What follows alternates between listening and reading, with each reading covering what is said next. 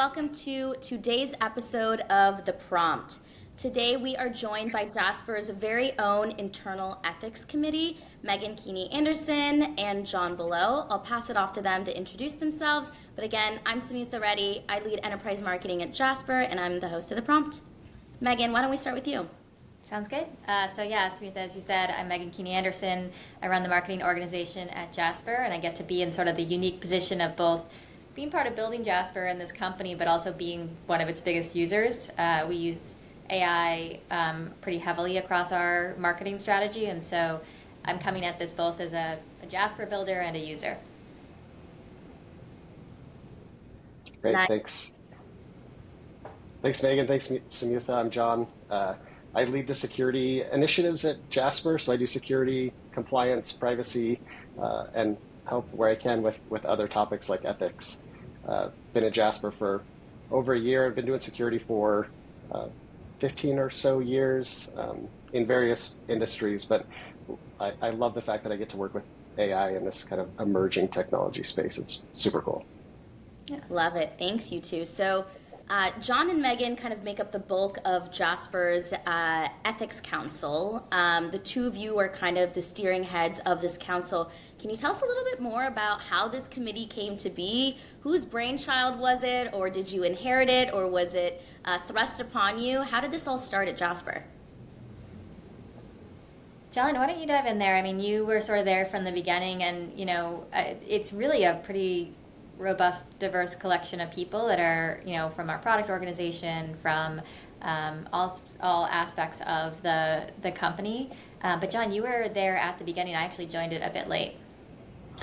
Yeah, we started this very early, and as with a lot of things in emerging spaces, it started very simply. We wanted a place to take these questions that come up in the AI space that we don't have all the answers right away, and so we wanted to get together groups, a diverse group of people from inside the company that could answer some of these questions. So it started out with just questions about how do we talk about AI to people outside the company? How do we talk about AI inside the company? How do we use AI responsibly ourselves?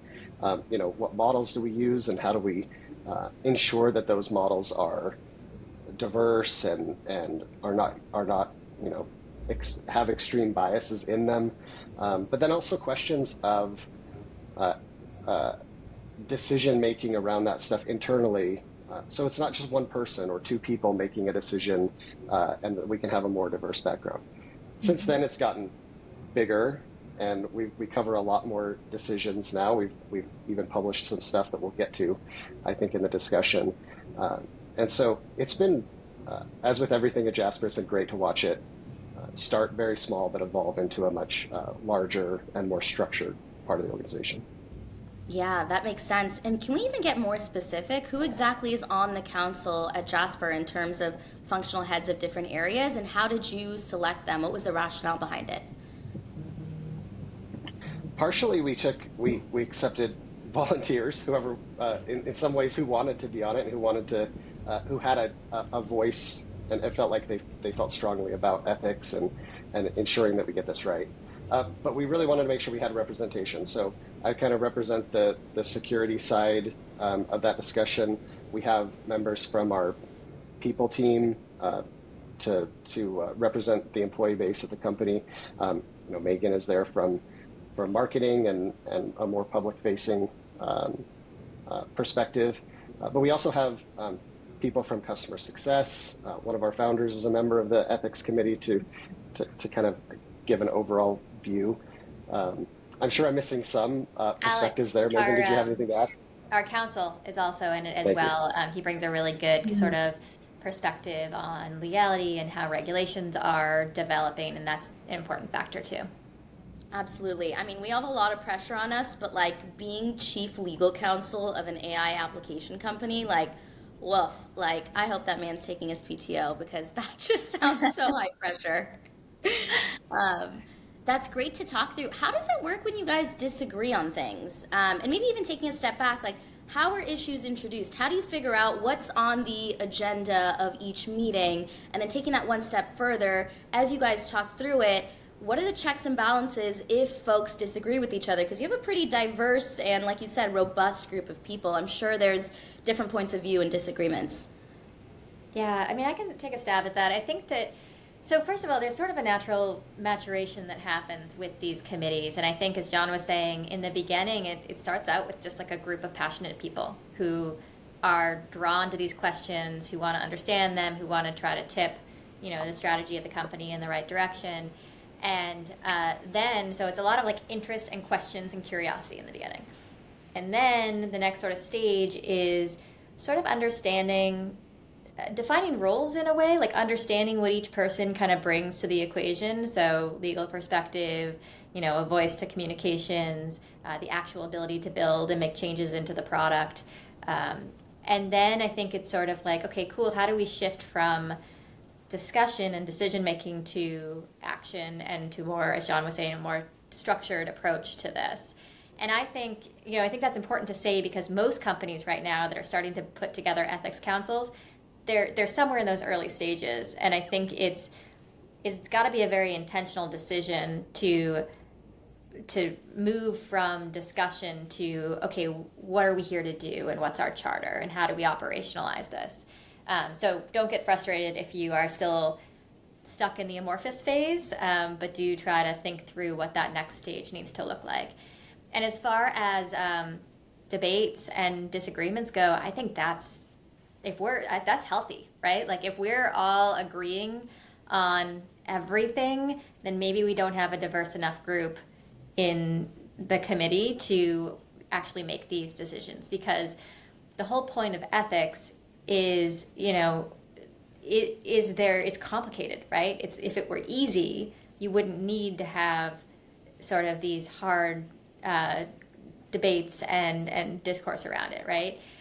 So I think you kind of welcome the disagreements, and you find a structured way to work through them and to get to like a reliable decision-making process. So you can think through like, all right, what are the criteria through which we make decisions? Do we factor in, who is most affected by this decision? Do we factor in the size and scope of the impact? What are the sort of, it's not quite a scoring mechanism, but what are the sort of like filters through which we try to come to the best possible conclusion? And you give yourself a map to get through that conflict. I don't know, John, we haven't had a ton of those moments internally where there's been a lot of debate, but anything jump to mind or any other advice out of that? As I look at a lot of my job, I look at it through the lens of security. And we do this a lot on the security team, where we talk about there's a lot of right ways to do security. I think there's several right ways to do an internal ethics committee like we're trying to use. I don't think we've had a lot of like knockdown fights about anything, but it's more a discussion around what's the best approach. Since there are a lot of fine right approaches, what can we do that will have the biggest impact, that will serve the most people, that will create a system that we can be proud of and that we can talk about publicly and make our customers proud of as well. So I think that's more the focus, and taking those ideals that everybody brings to issues that we talk about and coming up with the best solution. Yeah, that makes a ton of sense. And something you said earlier resonated with me, Meghan, where you said we don't necessarily have a scoring system just yet. I'm curious around like, is there some sort of voting mechanism or scoring system that you think a council like this might start to establish as you get bigger and have more nuanced issues and issues that have disagreements? Like, have you thought through any part of the logistics of that? We haven't had to come to that just yet. We're early in ourselves, but I will say in past companies, I've been on committees where we had to make decisions about kind of terminating a customer's account for misuse, and we, content moderation committees, that kind of thing at prior companies. And one of the things that I learned out of that experience is you actually want to like anonymize the incident as much as possible and get it down to the bare facts as much as possible to look at whether a violation of the terms or an ethical breach has sort of happened, because everybody comes with their own biases to those discussions, right? And so, you know, I remember a specific case, I'll leave the details out, around, you know, questioning whether someone was using hate speech, using a former platform for hate speech. This was prior to my time for Jasper. And we had to like take the actual, a lot of the details out about the customer and about their political stance in order to be able to sort of fairly articulate, you know, if the situation had flipped over and we were dealing with somebody on the opposite end of the political spectrum, or we were dealing with somebody sort of on the opposite opposing viewpoint, but still using that kind of language, would the language classify as, you know, so that kind of, there's like a stripping down that has to happen so you can see clearly. And then even then, it's tough. It's a judgment call, right? But those are the sorts of things we would try to do to get to the cleanest decision that we could make. And I would imagine at Jasper, as we encounter things like that, we'll have to get together as a group and figure out, what are the devices we're going to use to get to the best decision we can. Yeah, that makes a ton of sense. Something that's coming up for me now is around education, right? So I think, to your point, ethics councils have existed outside of AI in every industry, in every vertical. And now with AI, what's different here is the speed at which the industry is innovating, and at which the market is changing, and at which users are adapting the technology and figuring out workarounds and how to amplify it.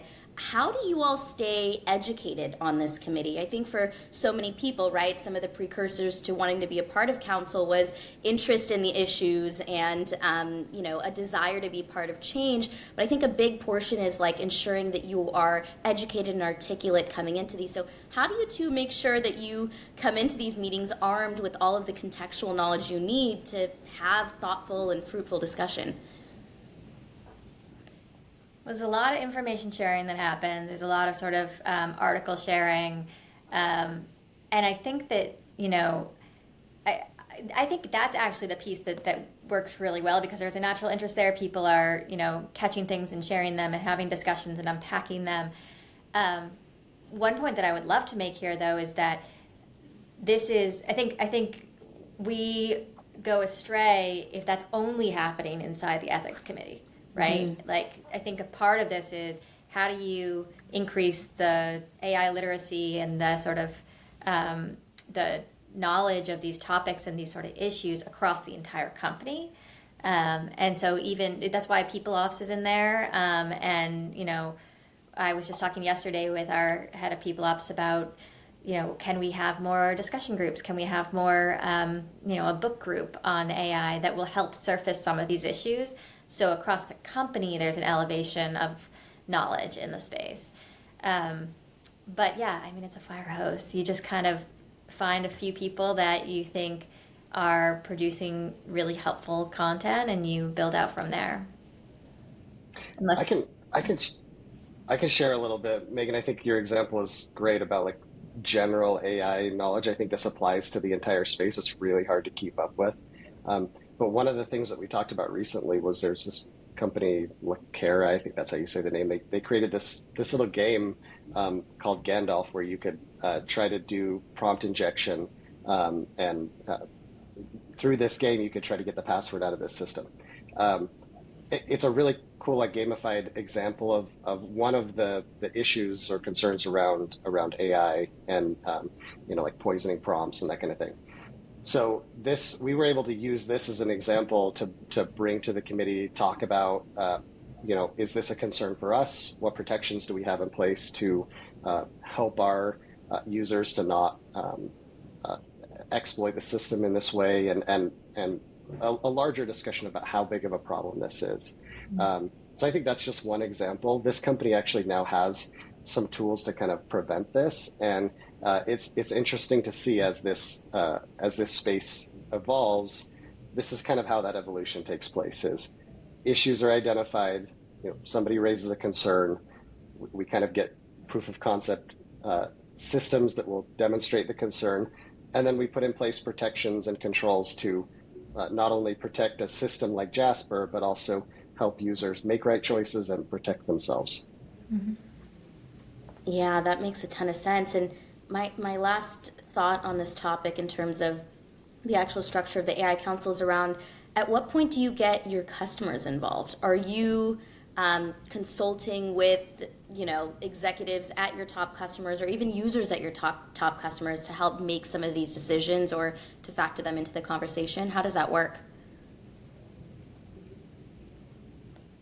I mean, we try to hear from customers as much as possible across the board, and you do find that unlike other software, perhaps, the ethical questions are mixed right in there with the tactical questions of how do I use this thing, right? I mean, we've talked with customers who are trying to roll this out responsibly across their company, and they're worried about, hey, what happens if somebody just uses this exclusively and doesn't do any editing and puts out junk on the internet, right?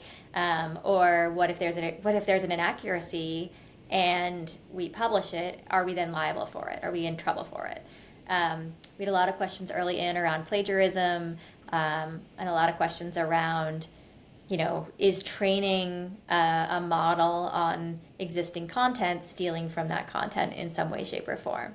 And so, unlike other software, I think we get those ethical questions right off the bat, even in our earliest conversations with prospective buyers, right? So that role is there all the way through. It's a big part of the reason that we try to tackle it head on. We try to sort of hear where their concerns are, give them a way of thinking about it, and help them ask the right questions to get to their own conclusions on it. Recently, John and I worked on a kind of a template that we put up on our website, just at Jasper.ai/ethics, where you can use it as a starting place to have those discussions internally. Talk about, do we want a transparency statement on our website that shows that we use AI? Do we, how do we think about the standards of use across the AI, what we use it for, what we don't use it for? Do we use it for performance evaluations? Do we not? Tools to have those conversations internally and draw up your own standards, because it is part of rolling out this kind of software. Let me just add an example to that point, that I was actually just on a call yesterday with a customer who mostly was asking security questions. Those are the kind of questions I get a lot. But intermingled with those were questions about ethics, questions about abuse of the platform, questions about the ethics around using Jasper to generate content that's used in very specific cases, like Meghan was talking about. So we get a lot of feedback from customers, and my approach in those conversations is usually to say, okay, here's how we're thinking about it. Now tell me how that's wrong. Tell me what you can add to that. Tell me what we can do better around those considerations. So I really try to make it a two-way street there when we're having those discussions. Yeah, completely, John. I think you're in a really interesting position here, because it sounds like you're involved in some of those prospect conversations and those security conversations around, is Jasper the right platform for us as end users? But you're also involved in some of these security questions and procurement questions around which models is Jasper going to partner with, right? Like, what is going to be driving our AI engine? How do you sort of reconcile that, right? Technically, the models are the one training on data. They're the ones, giving you output. How does that role and responsibility around ethics? Whose responsibility is it? At times, I think people can think about it like it's punted to models and it lives there. But I think ultimately our customers pay us and expect a level of ethical oversight. So how do you reconcile all of that? I think that's a great question. If you want to join my team and help me figure that out, that would be great. No, it's a question we get from customers and prospects a lot around exactly that. And we see the value that Jasper adds on top of the base models that are used to generate the outputs. And part of that value add is security, but also ethics considerations and ensuring that those models are the best the best available for this specific use case. And so those, I don't have a silver bullet to answer all the questions around that, but I think what people who are looking at generative AI specifically really want is a partner that's taking the time to consider those, right? That they know that that's what our goal is to make sure that it works as well as possible, that the data that they enter is secure and safe, that their employee data stays private, and that we have privacy controls around that stuff, and that the generations in the system are as good as they can be, and that the content that they create is as high quality as they can get. And that's how you get these, multiples on production that we see, a productivity that we see in, from clients, and that's how we kind of are successful. So it is a really tough question to answer. It's a lot to cover, but we take it seriously, and we try to answer all of those questions individually as best as we can. I can add to that a little bit, which is like, yes, there are pieces of this that happen in the model, right? So a lot of the filtering to prevent hate speech or reduce hate speech happens at the model level. A lot of the choices around efficiency and impact on the environment kind of happen at the model level. Those are things that we don't control, but we can influence in terms of the model providers that we choose to work with. But then there's also choices all the way through, little choices, seemingly small choices that do have an impact on, responsible use, right? So I think that I've seen our team do a really nice job of being opinionated in the choices they make in the product and correcting things when they feel like, hey, maybe this is leading to bad use. So a good example of that is, we used to have a template called the one-shot blog post, right? Because you could give it a prompt and it would write a very extensive end-to-end blog post. But we're also trying to guide people that you don't want to just hit publish on something that is AI only. You want to have human editing, you want to have checks and look for things like bias or inaccuracies in it, shape it as a human. That's an important role. And so recently we've changed that to the one-shot blog draft, right? Little guidance changes, but that word draft is really important. That's carrying a huge load and a cue to people to understand that there's a role here for responsible use. So you'll sort of see us, we don't always get it right the first time, but you'll see us try to always evolve and in the way that not just the product works, but in how we talk to our prospective buyers, our customers, the education that we do. This is more than just technology. It's an entirely new strategy. So we're trying to help steer it in a way that produces, the best outcomes from an ethical and responsible standpoint. Yeah, an observation for me too, I love all of those points. An observation for me is that generative AI feels this huge, omnipotent, it's everywhere, right? And everyone's talking about it and everyone has an opinion on it.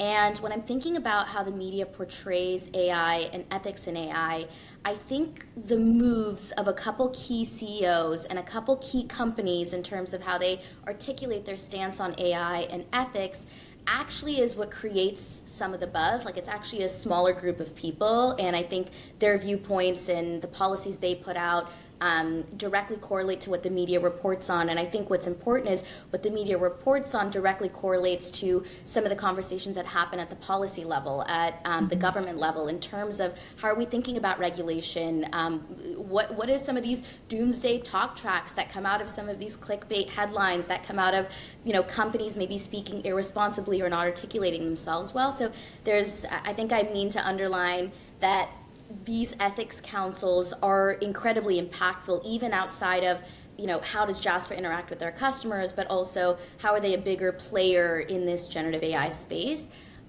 So with that being said, maybe my last question around this is there a concern that you guys talk about internally a lot, or that comes up, and it doesn't necessarily have to be completely ethical, but just a component of generative AI that you talk about often that you don't feel like the media is reporting on, that you feel like, hey, why is no one talking about this? This comes up in our meetings often. Anything that immediately comes to mind for you there? I've actually got one. Let me share this. Love I've it. talked about this to a few people, and uh, it's easy in media, and as we talk about how cool generative AI is, to think of it as magic, that you just kind of go in and it will like do all the things for you. And I actually was in a discussion with other security leaders about this just this week. The idea that like we're going to get to this point where the technology that we're talking about, this like generative AI technology, is going to like you know rule the world, control the world. From that perspective, like what we're talking about is very limited and very and not related to that type of discussion. Um, Generative AI is awesome. It's cool technology. I say this often. It's probably the coolest technology I'll ever work with in my career, but it does have its limits, right? And to Megan's point earlier, you shouldn't just take the output and post it anywhere. And a step further to that, I don't think it's wise necessarily to kind of let it do its own generations and understand what it should be generating, and then just kind of go on its own. I think we'll see a quick degradation in the quality of that output, but we also run this risk of generative AI on its own being less representative and being less ethical in its decisions. We've seen examples of this in the past with other machine learning and AI systems. And so I think a little bit of control around how we use the outputs and what we use it for really does take it from this really cool, awesome technology into like that magical realm. But you can't get rid of the little, that interaction, that personal interaction that you need to have to kind of make that transformation. Yeah. So, That's an John, awesome if I'm one. hearing you correctly, I think what I'm hearing you say is that sometimes it's like a all or nothing approach that you're hearing Yeah, in the media and just people's opinion, right? Either it's like, keep me away from AI, it's going to take my job and it's going to destroy all the things I'm passionate about in the world, or you hear kind of the other, sometimes Silicon Valley echo chamber on, this is the promise to revolutionize everyone's world and this is the complete future, and almost the role of the human is disappearing. And so I think your viewpoint is like, we're somewhere in the middle, and being in the middle is absolutely. actually the sweet spot. We're not working towards like complete one end of the extreme. Yeah, I Yeah, think what totally agree. I think the human component is super important. Sorry, Megan, go ahead. no, that's good. The other thing that jumped out to me, John, is this idea of like we have to demystify this thing. The more that Meredith Broussard is a author of this book called More Than a Glitch, which is about bias in AI.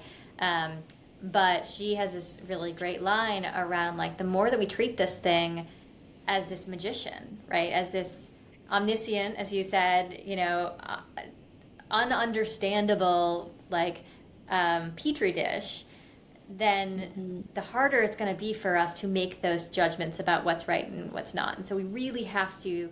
Oftentimes, when I see the media talk about AI, it's this with this awe or this disdain, to your point, Samyutha. But they sort of see it as, oh, we can't really explain it. There's a lack of explainability in it. There's a lack of traceability in it. So it just magically produces these answers. And I think we need to push a little bit further to not just assume this thing is a black box and, hold ourselves accountable to asking the questions of, like, how does that decision process happen within AI? It's far more complex than an algorithm or, like a traditional Google search results. But there is some explainability and traceability that can happen in there. So I think we should not keep it in that realm of this mystical thing and keep asking those questions. Yeah, I love that. Another question around the future of an AI council, or how this might evolve as the market and the industry mature and the technology matures even further, is, do you anticipate that something like an AI ethics role will sit on like boards one day? Like, how do you feel like this will manifest in the future? Like, are you seeing roles for this sort of person in AI companies, and even otherwise, even if they're not AI? I mean, every company is now becoming an AI first company. So how do you feel job creation is going to play into the emphasis on AI ethics? I think there are I mean, it's funny, even beyond AI, there should be ethicists at companies. Certain companies that can even outside of AI, that can then, through their decisions, affect the society around them in major ways, they should have ethicists on staff or on board. And if not on board, I actually was talking the other day with a woman named Olivia Gamblin, who runs this community and sort of consultancy called Ethical Intelligence. And she will go into businesses, big businesses, and help them think through ethical standards and practices, and even like specific instances that they're having, give them the frameworks to sort of make those decisions. So whether it's internal or you're bringing in ethicists from the outside who can help, create an operating model for dealing with these questions, I absolutely think that's going to be an ever increasing role, and probably should have been a role for many years, even before AI. Yeah, absolutely. Well, if anyone is an AI ethicist out there, I want you on the prompt, and I want to know everything that you're doing, having this be your full-time role. But in the meantime, Meghan and John, thank you so much for joining us and giving us a sneak peek into what Jasper's Ethics Council looks like. Thanks for being on. Thanks so much Thank for you, having Samyutha. us. This was great.